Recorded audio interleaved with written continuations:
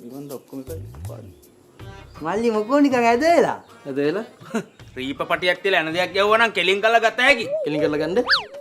මුදලාලි කැත වැඩ කරන්න එපා. තමසේට හනිමුන් එකට මට ඇඳක් හදලා දුන්නේ. ඔව්. එදා රෑ මේ කඩන් වැටුණානේ. මගේ මේ කොන්දත් ඉවරයි. මාර බුදියාමක් නේ මල්ලි බුදියලා තියෙන්නේ. බුදිය ගන්න. බුදියලා නම් කමක් නැහැ. නිකන් ඉඳ ගන්න ගිහිල්ලා කඩන් වැටුණා. අන්න එකනේ කියන්නේ.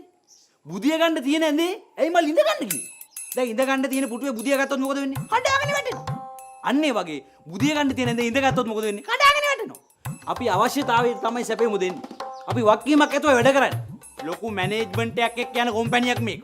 මේකේ ක්‍රියේටිව් ඩිරෙක්ටර්ස්ලා ඉන්නවා, මේකේ ඉන්ජිනියර්ස්ලා ඉන්නවා, මේකේ ක්වොලිටි චෙකර්ස්ලා ඉන්නවා, බාසවෙල්ලා ඉන්නවා, බාසවෙල්ලා ගෝලයා ඉන්නවා, මං ඉන්න ඕන විදියට. කැටයන් පවා ගහන්නේ AI ප්‍රොම්ප්ට් ගහලා. එහෙව් කීර්ති නාමයක් තියෙන මේ කම්පැනි නම කැත වෙන විදිහ වැඩ කරන්න එපා මල්ලි. කොටිම කිව්වොත් බුදිය ගන්න තියෙන ඇඳේ ඉඳ ගන්න යන්න එපා මල්ලි.